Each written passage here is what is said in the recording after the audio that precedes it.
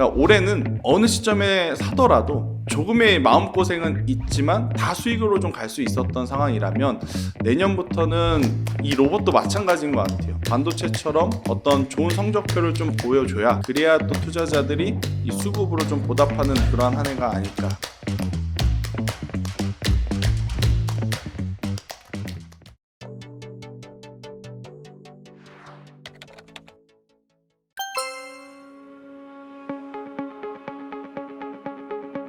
좋죠. 그러니까 주가가 이렇게 올라올 만한 이유들이 다 있는 것 같아요. 그러니까 제가 이제 두 가지를 좀 뽑아보면 정부에서 뭐 첨단 로봇 산업 전략 발표를 하면서 로봇 국내 시장을 20조 원으로 이제 확인을 했고 수출을 또 5조 원 하겠다라는 목표를 좀 세웠어요. 그만큼 우리나라가 지금 반도체와 2차 전지를 넘어서 이제 로봇 산업에서도 지금 굉장히 또 중요한 포지션을 좀 차지하고 있는 상황.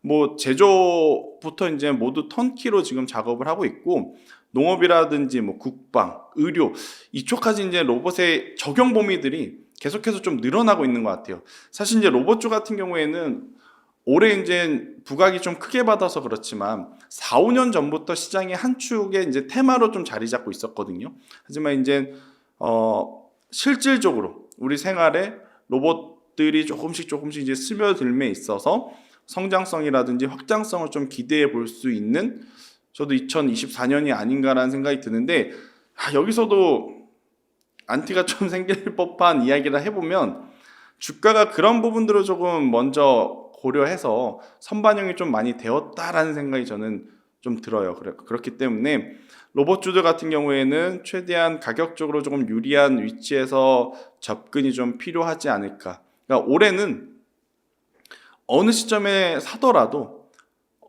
조금의 마음고생은 있지만 다 수익으로 좀 갈 수 있었던 상황이라면 내년부터는 이 로봇도 마찬가지인 것 같아요. 반도체처럼 어떤 좋은 성적표를 좀 보여줘야 그래야 또 투자자들이 이 수급으로 좀 보답하는 그러한 한 해가 아닐까라는 의견 드리겠습니다.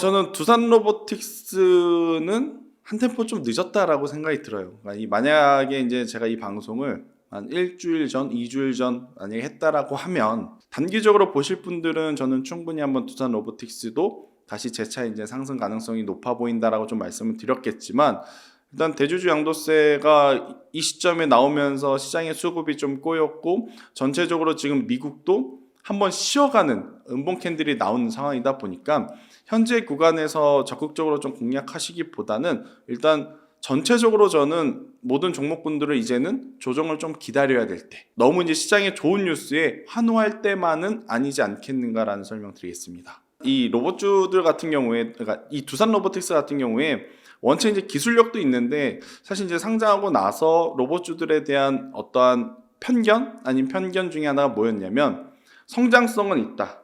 허나 지금 당장 나오는 실적에 대한 부담, 고평가에 대한 이러한 부분들이 있었는데 이 IPO 관련 기업들의 수급이 한번 돌면서 이런 모든 불확실성을 좀 다 덮어버린 거죠. 그러니까 이제 패시브 자금에 대한 기대감을 좀 낳고 있는 우리가 보통 이제 패납계라는 또 단어가 있지 않습니까?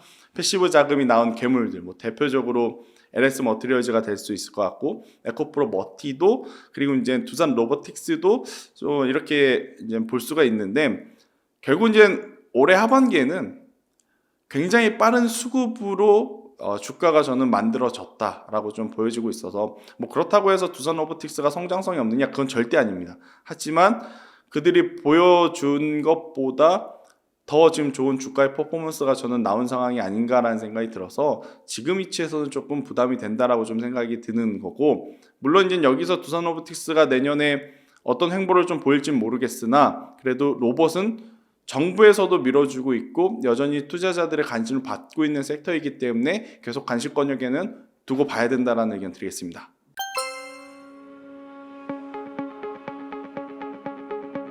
일단 뭐 전체적으로 보면 특히 이제 현행법상 그러니까 택배 사업 기준으로 봤을 때 이륜차하고 화물차만 지금 배달을 할 수 있게 되어 있어요. 그러다 보니까 우리가 흔히 알고 있는 뭐 드론이라든지 이 무인 배송 배달 로봇 같은 경우에는 지금 불가했었던 상황인데 이것들을 완화해 주면서 결국 로봇의 로봇 산업의 이제 가장 좀 단점 중에 하나가 뭐였냐면 실용성이었었거든요. 그러니까 우리 생활에 이제 조금 더 친숙하게, 좀 깊숙하게 좀 침투가 될 수 있는 그러한 상황이 되었기 때문에 아무래도 이것들이 주가에 굉장히 긍정적인 요인이지 않았나. 그러니까 우리가 AI도 그렇고 로봇도 그렇고 굉장히 좋은 기술이라는 건 압니다. 그런데 그것들이 실생활에 빠르게 들어오지 못하면 좋은 기술인 건 알겠는데 점점점이 되는 거거든요. 근데 이제 로봇 같은 경우에는 그 단계를 넘어서서 우리 생활에 조금 더 친숙하게 좀 들어온 상황이다 보니까 아무래도 로봇주 전체적으로의 온기가 좀 퍼질 수밖에 없었던 뉴스였다. 이렇게 설명드리겠습니다.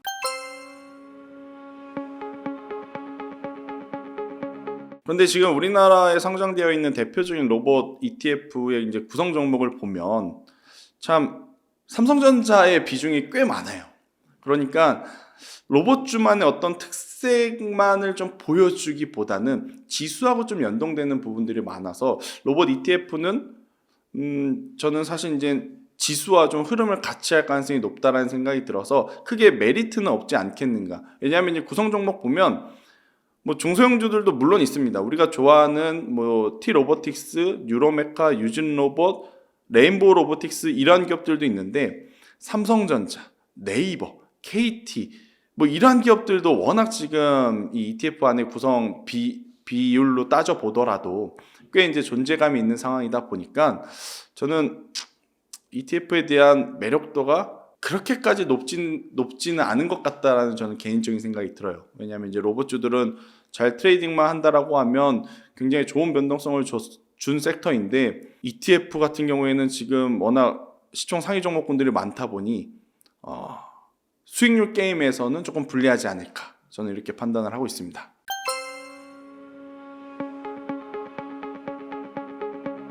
일단 저는 요새 가장 많이 고민을 하는 게 뭐냐면 시장에서 좀 소외받았던 종목군들.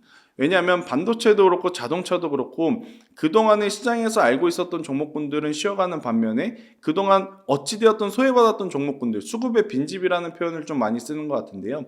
그 종목군들의 반등세가 최근에 보면 엄청 강했어요. 그래서 이제 저는 로봇주를 볼 때도 그러한 부분을 좀 고려해 봤을 때 V원텍이라고 하는 기업도 저는 다크호스가 되지 않을까라는 생각이 드는 게 V원텍은 2차전지 섹터와 연관이 있으면서 이 산업용 로봇 산업까지도 이제 같이 영위를 하고 있기 때문에 저는 상대적으로 덜 오른 종목군 기준으로 봤을 때는 V원텍과 같은 기업들이 더 메리트가 있다. 특히 이제 V원텍 같은 경우에는 ETF에 또 포함되어 있지 않는 기업이에요. 그래서 저는 ETF를 사는 것보다는 오히려 이렇게 개별 종목 이슈가 아직까지는 좀 살아있는 쪽을 컨택하는 게 수익률 게임 측면에서는 더 나은 선택이 아닐까라는 의견을 한번 드리도록 하겠습니다.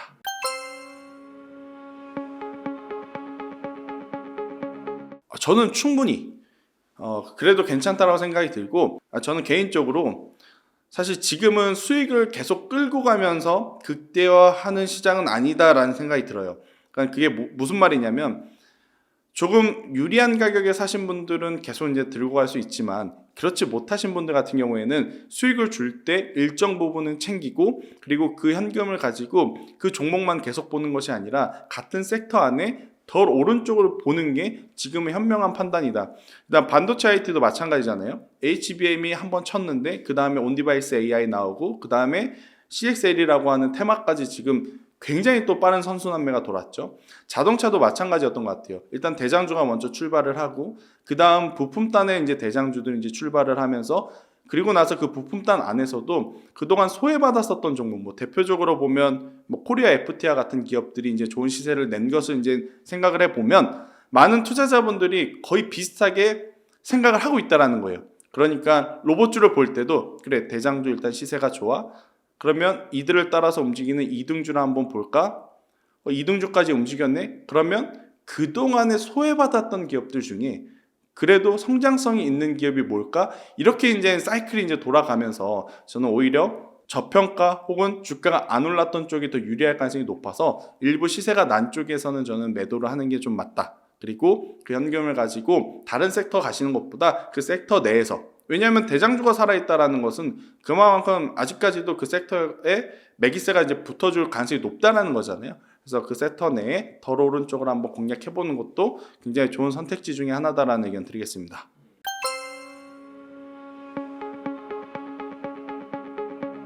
저는 크게 두 가지로 좀 봐야 될 것 같아요. AI 진단 쪽, 루닛, 뷰노를 좀 보셔야 될 것 같고, AI 제약 쪽 하면 신테카 바이오를 좀 봐야 될 것 같은데, 사실 이제 루닛이라든지 뷰노 같은 경우에는 이미 이제 시장에 노출되어 있는 부분들이 많고 주가도 많이 선반영이 되었고, 선반영이 아니죠. 그러니까 자연스럽게 이제 그들이 보일 수 있는 가치만큼 이제 잘 따라 올라온 상황에서 지금 조정을 받고 있어서 이쪽은 내년에 이제 어느 정도 좀 시간이 필요하다라고 보지만, 저는 오히려 신테카 바이오처럼 AI 제약하면 우리나라 상장사 기준으로는 몇 기업 없거든요. 그러니까 이쪽으로 한번 또 좋은 퍼포먼스가 나올 가능성이 높다라는 생각이 들어요. 왜 그러냐면 과거에 이제 우리가 임상을 하게 되면 기간이 약 10년 정도 걸린다라고 해요. 그런데 AI를 접목해서 개발을 진행을 하면 3년 안쪽까지도, 그러니까 기간을 획기적으로 줄일 수 있다라는 게 이제 가장 중요한 포인트고, 기간이 준 만큼 기업이 투자하는 비용이 이제 줄어들다 보니까 이것은 저는 제약바이오 쪽에 이제 가장 큰 호재가 아닌가라는 생각이 들고 있고요.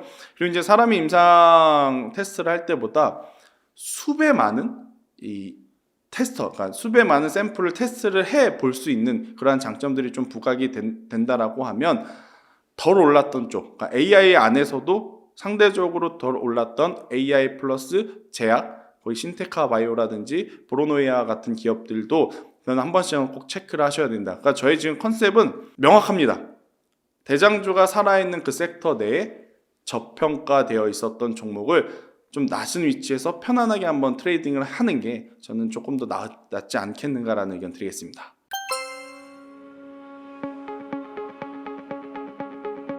저는 그냥 현재의 수준을 좀 유지할 가능성이 높다 생각이 들어요. 이 뭐 가지고 계신 분들에게는 뭐 속상한 이야기일 수는 있겠으나, 주가가 이렇게 크게 한 번 더 올라갈 만한 어떤 모멘텀이 아직은 좀 부족하지 않겠는가라는 의견 드리겠습니다.